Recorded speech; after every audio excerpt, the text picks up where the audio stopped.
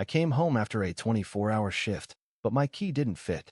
My mother-in-law texted, "We need $20,000 for our anniversary trip." That night, I slept outside, shivering. In the morning, my wife left some leftovers with a note, "Your dinner." I smiled, closed our joint account, ended the lease, and drove off in the car I paid for. 52 missed calls later, and the last message was from their lawyer, "Please contact us immediately." You know what your problem is? You think you matter. I stood in front of the door. My door. The key trembled in my fingers, the metal sliding into the lock but refusing to turn.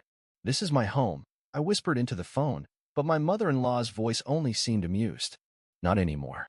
We changed the locks." "And stop calling her. She doesn't want to talk to you." My mind refused to process it. I had worked 24 hours straight, servers crashing, endless calls, users who couldn't find the power button. I came back here, barely standing, and yet my key didn't fit. "We need $20,000 for our anniversary trip," she continued, perfectly calm. "Send it today, or I'll tell her you've never been the partner she deserves." $20,000. I laughed, not because it was funny, but because something inside me cracked. "Where is she?" "She's here. Sleeping. Away from your failures." I tried calling my wife. Voicemail. Again. Voicemail. Messages unread. I knocked on the door. Once. Twice. Harder. The empty hallway echoed my fist pounding against the wood. I sank to the cold floor. My head was spinning. The air felt heavy. This couldn't be real. My phone buzzed. A message. "Families support each other. Stop being selfish." I opened the banking app. Joint account. Nearly empty. The money I earned, the savings I had built, vanished. On what? Jewelry. Hotels. Shopping. Her mother's expenses. Family? This wasn't family. This was a swarm of leeches. Hours passed. I sat there, shivering on the freezing concrete. The ringing in my ears drowned out everything. Sometime near dawn, the door quietly opened. I looked up, a spark of hope flickering. But it wasn't her. Just her hand. Cold. Indifferent. She set a plastic container on the floor. Leftovers. Cold spaghetti clumped together under a sour layer of sauce. A note on the lid. "Your dinner." The door clicked shut. I stared at the container. At the greasy stains, the dried sauce. My legs were frozen, my fingers stiff. But I didn't feel the cold.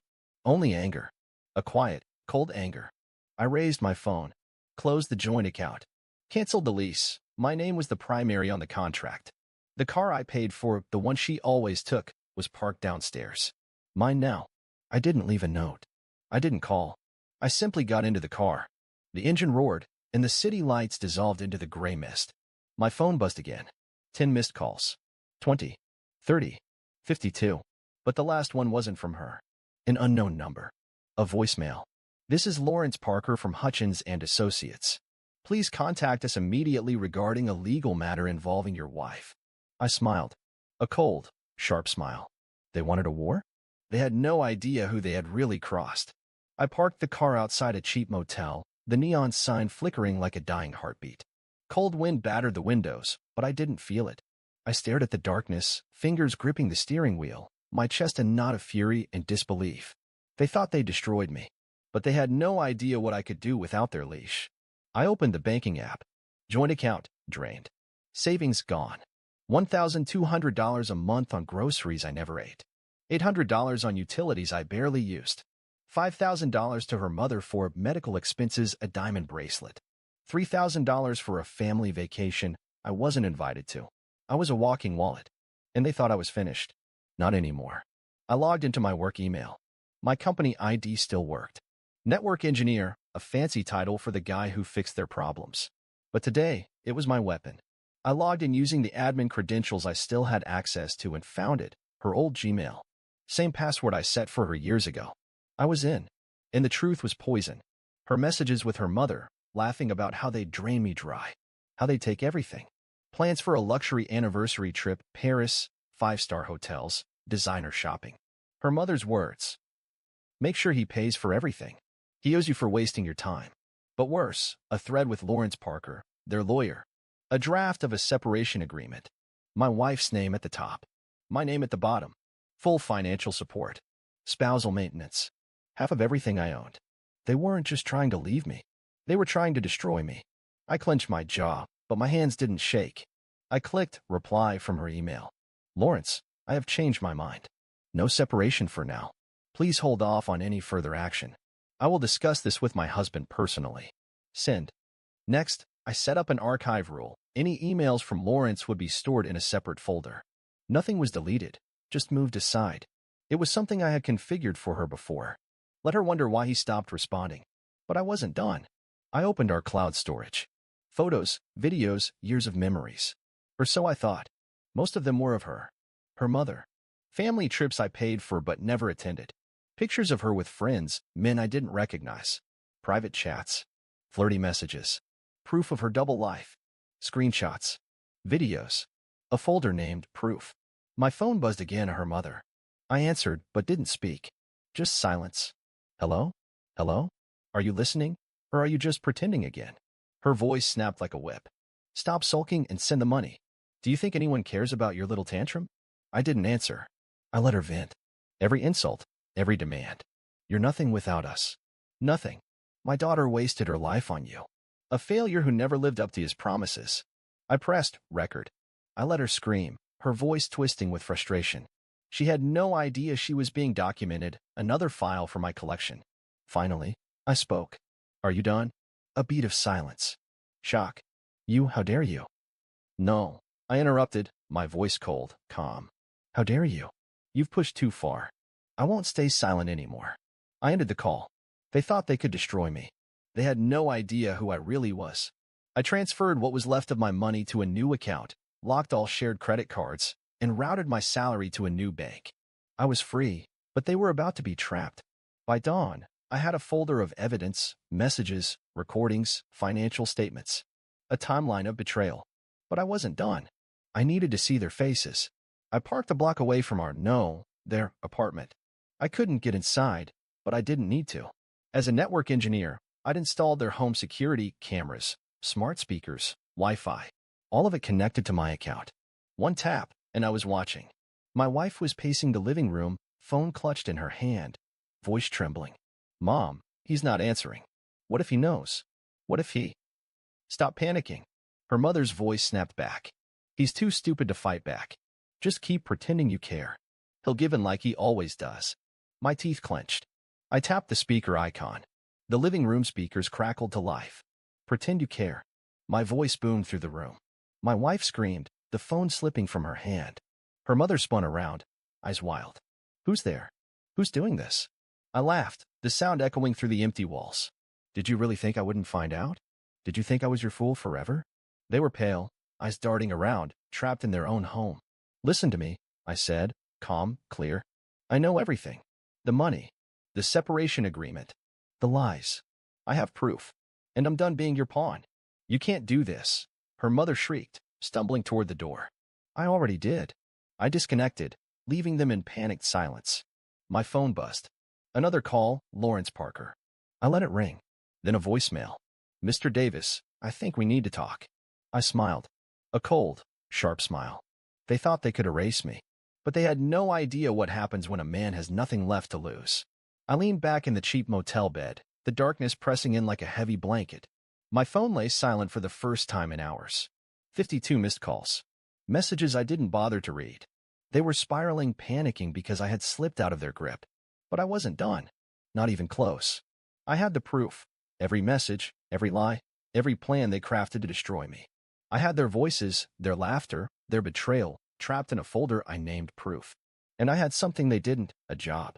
A place of strength they couldn't touch. So I showered, dressed, and drove. I wasn't running. I was going back to the one place they didn't control, my office. My fortress.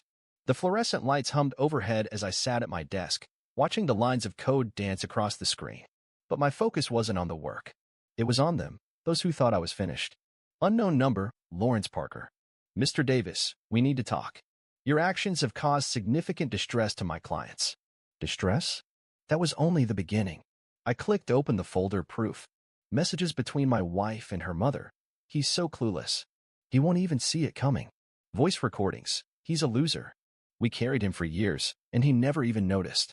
Pictures, her with other men. Her flirty messages. The draft of the divorce agreement, crafted with Lawrence Parker. They wanted to rip my life apart. They thought I would beg. that I would crumble. But the hunter was now the prey. A new notification flashed on my screen. Security alert. I switched to the camera feed. They were in the lobby. My wife, her mother, and Lawrence Parker. My wife was gripping Parker's arm, crying.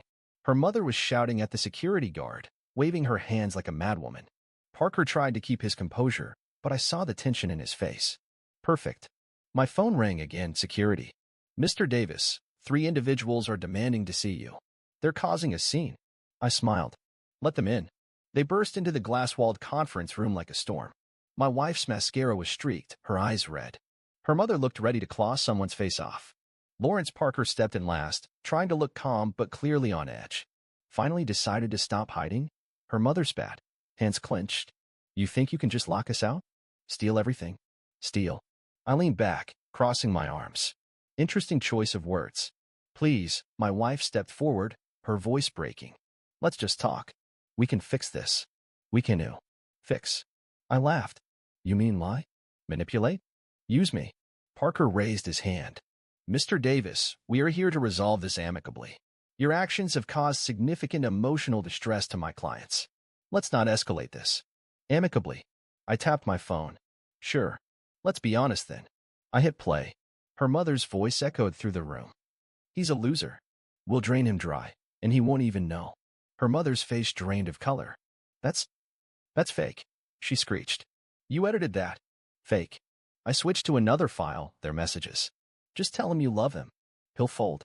He always does. My wife stumbled back, covering her mouth. Stop it, she cried.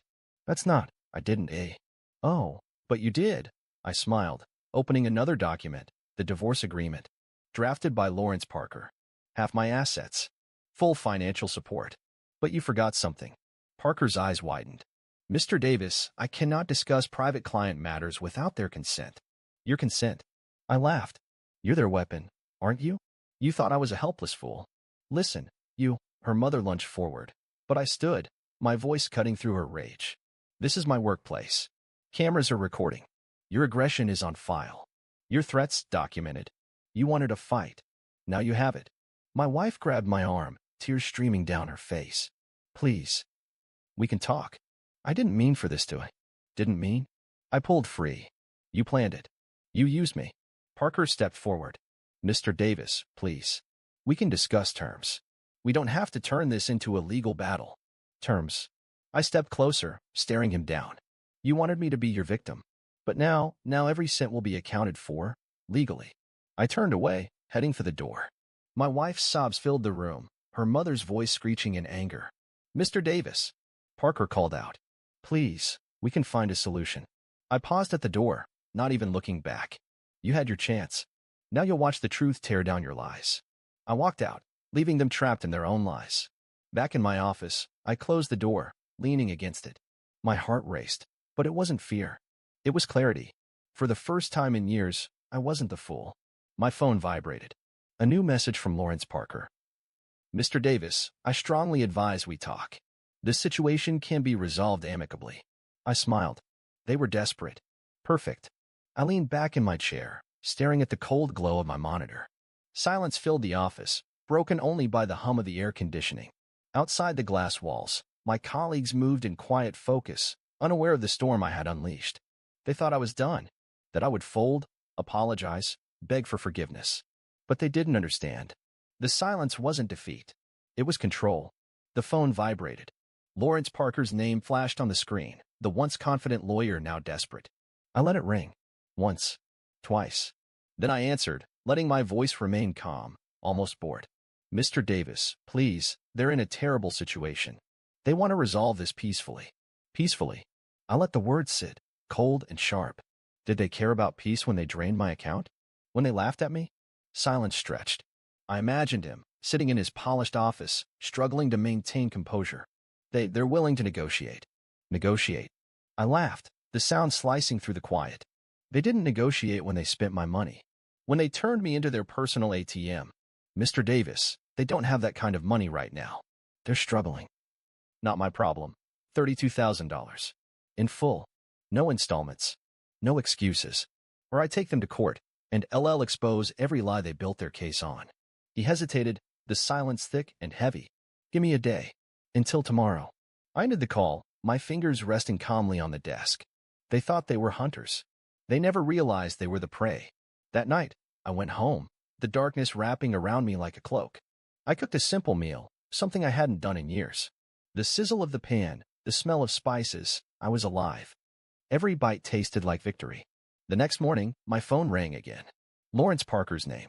This time, his voice was careful, the confidence stripped away. Mr. Davis, they've agreed. You will have your money. In full. Good. And one more thing, they will sign a written agreement never to contact me again. A pause, then a defeated sigh. Understood. I almost felt pity. Almost. An hour later, an email notification flashed. An official document from Parker's office. Full repayment of $32,000. A signed agreement that neither my wife nor her mother would contact me again. I read it twice, the satisfaction like a cold blade sliding into place. They thought they could use me forever. Now they were the ones crushed beneath their greed. The next morning, I logged into my bank account. $32,000. Deposited. Every cent. The numbers on the screen were more than money. They were proof. Proof that I wasn't the fool they thought I was. And then the messages began. My phone buzzed again and again. Desperation. We lost everything because of you. Her mother. Please, just talk to me. We can fix this. My wife. I didn't respond. I didn't block them. I let their words pour in, powerless. Let them watch as they screamed into the void. Then another message. Lawrence Parker. They have nothing left. Are you satisfied? I stared at the text, the words stark against the screen. Satisfied? I wasn't just satisfied. I was free. I typed back, each letter crisp and clear. Perfectly. I placed the phone on the desk, leaned back, and closed my eyes. Outside, the city pulsed with life, endless and indifferent. But here, in this quiet, I had everything I needed. I was not their victim, not their tool. I was the storm they never saw coming. The courthouse was quiet, almost empty. A bored clerk glanced up, stamped the papers, and handed them back to me. I stared at the divorce decree, my name and hers separated by a thin black line. It was done. No arguments. No second chances. Just a clean cut. I walked out into the cool air, breathing in freedom. It didn't hurt. It didn't even feel bittersweet. It felt like sunlight after a storm. But that didn't mean they were done. My phone buzzed. Her name. Then another, her mother. Voicemails piling up. Please, can we just talk? I was wrong. I love you. I never meant to hurt you. Her voice cracked in every message. Desperation. Regret. Lies, wearing a new mask. I didn't answer. That night, I stood by the window of my apartment, city lights shimmering below. Another call, another voicemail. You can't just abandon us. We're family. Her mother's voice twisted with rage. You ruined everything. I smiled, letting the phone drop onto the table. Family? That wasn't family. Family supports, protects. Family doesn't bleed you dry, then blame you for the mess they made. Days turned to weeks. The calls didn't stop, but I didn't care. Work was quiet, productive. I felt stronger, faster, clearer. My reflection in the elevator didn't look tired anymore. I picked up old hobbies, reading, running, cooking for myself. Simple things that felt like luxury now. I'd forgotten how good fresh coffee smelled in the morning. How peaceful a quiet Sunday could be. I filled my life with little joys they never let me have. But they didn't stop. My wife's messages shifted from desperate to bitter. You're heartless. We're suffering, and you don't even care. Her mother tried a different tactic. We took care of you. We gave you a home. Is this how you repay us? A home? Their home was a cage. I wasn't living. I was financing their lives while they laughed behind my back. I never replied. I didn't have to. Silence was the only answer they deserved. One evening, a new message appeared. Lawrence Parker. They are completely ruined. They have nothing left. Are you sure you want this to continue? I stared at the message, imagining him sitting in his polished office, trying to sound reasonable, trying to save them. Save himself. I smiled. Yes. They thought I was their victim, a fool who would keep giving until there was nothing left of me. They didn't understand. I was done being their tool, their wallet, their punching bag. They didn't know what it meant to lose everything. Not until now. For so long, I thought I was building a family. I was just financing their lifestyle. I let them turn love into a transaction, respect into control. But not anymore. I wasn't running from them. I was walking away because I finally understood. The only way to win was to leave them behind. Their silence became the loudest peace I had ever known. I woke up to quiet mornings, the sun spilling across my bed without the shadow of their demands. I spent weekends exploring the city, trying new foods, rediscovering the world I had forgotten. One day, I found myself laughing over a cup of coffee at a small cafe. A genuine, carefree laugh. A sound I hadn't heard from myself in years. Standing on my balcony, watching the city lights blink against the dark sky, I let myself breathe. I didn't lose a wife. I didn't lose a family. I lost people who pretended to care. And I gained a life that was finally mine.